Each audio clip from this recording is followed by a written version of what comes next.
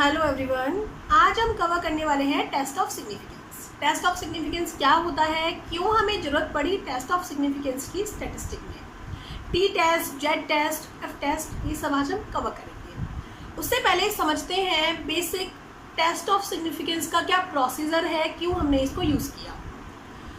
First क्या होता है, ये हमारी होती है ओवरऑल पॉपुलेशन। ओवरऑल पॉपुलेशन जो कि फाइनाइट भी हो सकती है, इनफाइनाइट भी हो सकती है, जिसको कैलकुलेट करना पॉसिबल भी हो सकता है, जिसकी स्टैटिस्टिकल वैल्यूज़ को कैलकुलेट करना पॉसिबल भी हो सकता है, नॉट पॉसिबल भी हो सकता है।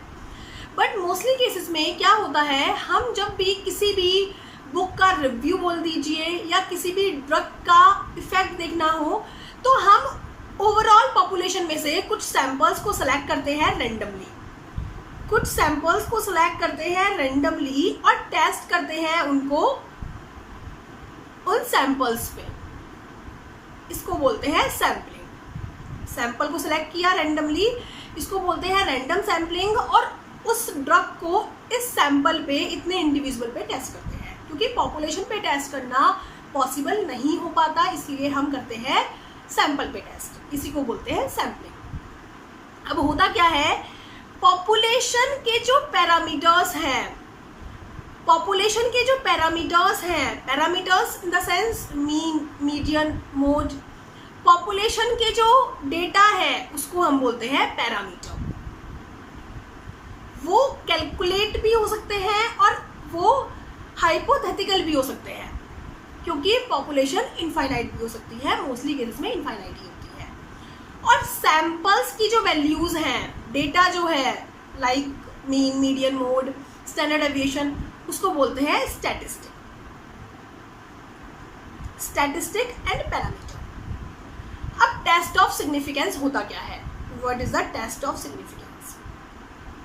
टेस्ट ऑफ सिग्निफिकेंस क्या होता है, एग्जाम्पल, कोई भी पॉपुलेशन है एंड कोई ड्रग है वो मार्केट में आई थी, कोई एक्स ड्रग है वो हमारी मार्केट में आई थी, उस ड्रग का क्या इफेक्ट रहा पॉपुलेशन पे, उस ड्रग का क्या इफेक्ट रहा पॉपुलेशन पे, उससे एक हाइपोथेटिकल स्टेटमेंट आया कि वो ड्रग बेनिफिशियल है या वो ड्रग हार्मफुल है, क्या है वो ड्रग इंडिविजुअल पे, क्या इफेक्ट आ रहा है उस ड्रग का इंडिविजुअल पे।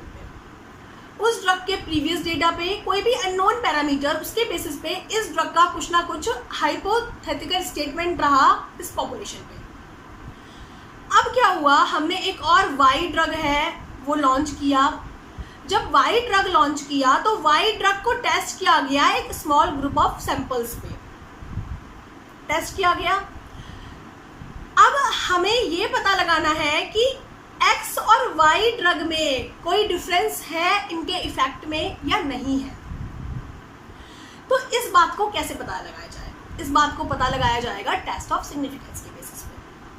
क्योंकि हमारे पास ऑलरेडी एक हाइपोथेटिकल स्टेटमेंट है जो बोल रहा है कि ये ड्रग सही है या नहीं है, और हमारे पास एक सैंपल का स्टैटिस्टिक डेटा है।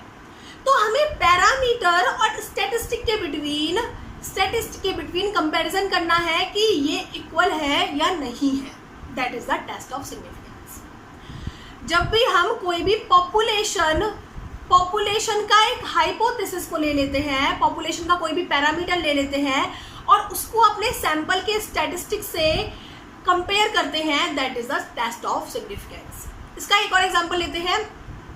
कोई मूवी है, उसके रिगार्डिंग कोई भी एक हाइपोथेटिकल स्टेटमेंट है, मूवी अच्छी है, बुरी है, कुछ भी स्टेटमेंट हो सकता है, हाइपोथेटिकल स्टेटमेंट है। अब ये हाइपोथेटिकल स्टेटमेंट एक अननोन पैरामीटर्स पे है, कोई भी रीज़न हो सकता है, उसका ट्रेलर, उसका टीजर, कोई भी रीज़न हो सकता है। उसके ऊपर एक हाइपोथेटिकल स्टेटमेंट है कि आपको देखनी चाहिए, नहीं देखनी चाहिए, अच्छी है, बोरिंग है, उसके बारे में। अब आपने क्या किया, कोई भी मूवी देखने से पहले आपके माइंड में ये हाइपोथेटिकल स्टेटमेंट है, बट स्टिल आपने अपने फैमिली मेम्बर्स से, अपने दोस्तों से डिस्कस किया जिन्होंने इस मूवी को देखा था। उन्होंने कुछ ना कुछ इसके रिगार्डिंग बताया, किसी ने कुछ बताया, किसी ने कुछ बताया। तो अब आपको ये चेक करना है कि मुझे इस मूवी को देखने जाना है या नहीं जाना है। तो आप कैसे डिसाइड करोगे ये बात, आप डिसाइड करोगे टेस्ट ऑफ सिग्निफिकेंस से। आप डिसाइड करोगे कि जो सैंपल आया है, सैंपल से जो स्टैटिस्टिक आया है, जो वैल्यूज आई हैं, वैल्यूज क्या बता रही हैं, वो वैल्यूज हमारे पैरामीटर से, हमारी स्टैटिस्टिक हमारे पैरामीटर से मैच हो रही है या नहीं हो रही है। ओके, इस बेसिस पे आप डिसाइड करोगे कि आपको मूवी देखने जाना है या नहीं जाना है। हमारे पास कोई भी एक हाइपोथेसिस होती है, वो हाइपोथेसिस पॉपुलेशन की होती है, वो हाइपोथेसिस ऑलरेडी पॉपुलेशन की होती है, एक अननोन पैरामीटर पे वो हाइपोथेसिस होती है। अब हमारे पास जो सैंपल है, हमें वो हाइपोथेसिस सही है या गलत है, क्योंकि हाइपोथेसिस कभी सही गलत नहीं होती, हमें नहीं पता कि वो सही है या गलत है। हमें बताना है कि हमें डिसाइड करना है कि वो हाइपोथेसिस सही है या गलत है अपने सैंपल के बेसिस पे। इसी चीज को बोलते हैं टेस्ट ऑफ सिग्निफिकेंस। अब ये करते कैसे हैं देखते हैं। टेस्ट ऑफ सिग्निफिकेंस करने के हमारे 4 मेन स्टेप होते हैं। फर्स्ट होता है नल हाइपोथेसिस डिसाइड करना। हमारे पास ऑलरेडी एक हाइपोथेसिस थी, किसी भी मूवी को लेके एक हाइपोथेसिस थी कि वो मूवी कैसी है। कोई भी हाइपोथेसिस थी, अच्छी भी हो सकती है, गंदी भी हो सकती है, ऑलरेडी माइंड में प्रिपेयर था। अब क्या है, हमारा नल हाइपोथेसिस क्या होगा। नल हाइपोथेसिस होगा, हमारे पास एक तो हाइपोथेसिस है जो कि हमारा एक पैरामीटर है, और हमारे पास एक सैंपल है जिससे हमें कुछ स्टैटिस्टिक पता चला। हमारे पास 2 चीजें हैं, पैरामीटर है और स्टैटिस्टिक है। हमें ये देखना है अपने स्टैटिस्टिक के बेसिस पे, हमने जितना भी रिसर्च किया है उसके बेसिस पे कि ये हाइपोथेसिस, ये पैरामीटर सही है या गलत है। तो नल हाइपोथेसिस होती है, एक होती है नल हाइपोथेसिस, एक होती है हमारी H1 हाइपोथेसिस, जिसको हम अल्टरनेटिव हाइपोथेसिस बोलते हैं। Null hypothesis and alternative hypothesis. पहले हम डिसाइड करते हैं, नल हाइपोथेसिस होता है कि पैरामीटर इक्वल है स्टैटिस्टिक के, कोई डिफरेंस नहीं है, पैरामीटर इक्वल है स्टैटिस्टिक के। जो हमने अभी रिसर्च किया है वो भी यही बताता है, जो ऑलरेडी हमारा प्री डिसाइडेड था, हमारा हाइपोथेटिकल स्टेटमेंट था। हमारा हाइपोथेटिकल स्टेटमेंट हो सकता है कि हमें मूवी देखने जाना चाहिए, अच्छी मूवी है, और जो हमने आसपास रिव्यू लिए वो सेम है। और उससे अपोजिट होता है अल्टरनेटिव हाइपोथेसिस, मतलब हमारा पैरामीटर इक्वल नहीं है स्टैटिस्टिक के।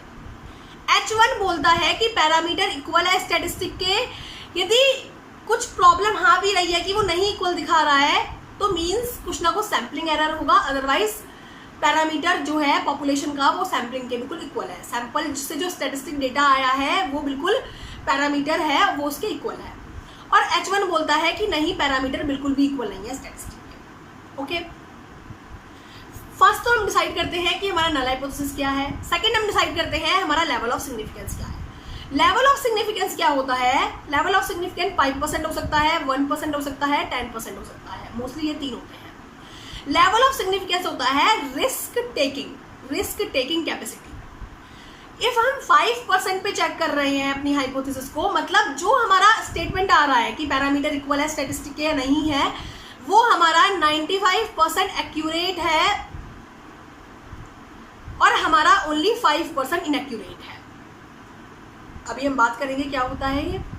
इफ हम 1% पे टेस्ट कर रहे हैं, इट मीन्स हमारा 99% एक्यूरेट है, 1% इनएक्यूरेट है। इफ हम 10% पे टेस्ट कर रहे हैं, मतलब 90% एक्यूरेट है और 10% इनएक्यूरेट है डेटा हमारा। फिर हम कैलकुलेशन करते हैं।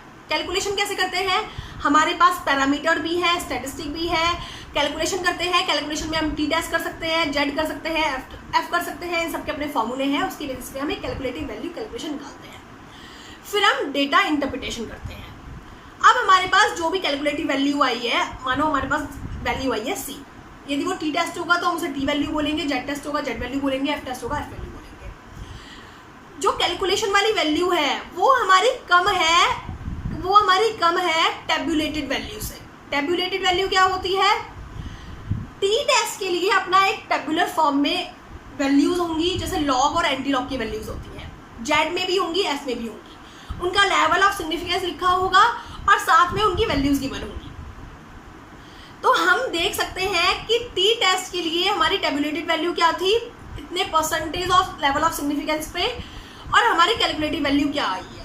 तो यदि हमारी कैलकुलेटिव वैल्यू टेबुलेटेड से कम आती है तो हम बोलते हैं कि हमने नल हाइपोथेसिस को एक्सेप्ट कर लिया, और हमारी कैलकुलेटिव वैल्यू ज़्यादा आई है टेबुलेटेड वैल्यू से, तो हम बोलते हैं हमने अपनी हाइपोथेसिस को, नल हाइपोथेसिस को रिजेक्ट कर लिया।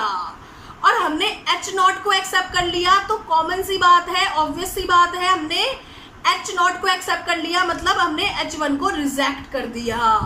और हमने H0 को रिजेक्ट कर दिया, मतलब हमने H1 को एक्सेप्ट कर दिया, क्योंकि ये दोनों अपोजिट चलती हैं। तो इस बेसिस पे हम डिसाइड करेंगे कि हमें मूवी देखने जाना है या नहीं जाना है।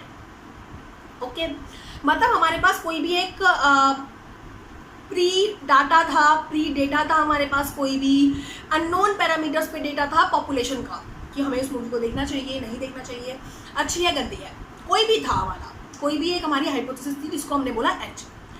फिर हमने स्टैटिस्टिक करा, स्टैटिस्टिक हमने अपने आसपास से किया, अपने रिलेटिव से, फ्रेंड से, इन सबसे स्टैटिस्टिक किया। अब हमें ये देखना है, अब इस स्टैटिस्टिक के बेसिस पे, स्टैटिस्टिक क्या होता है, हमने उनके रिव्यू लिए, उनके पॉइंट्स लिए, उनके स्टार्स लिए, ये सब लिए।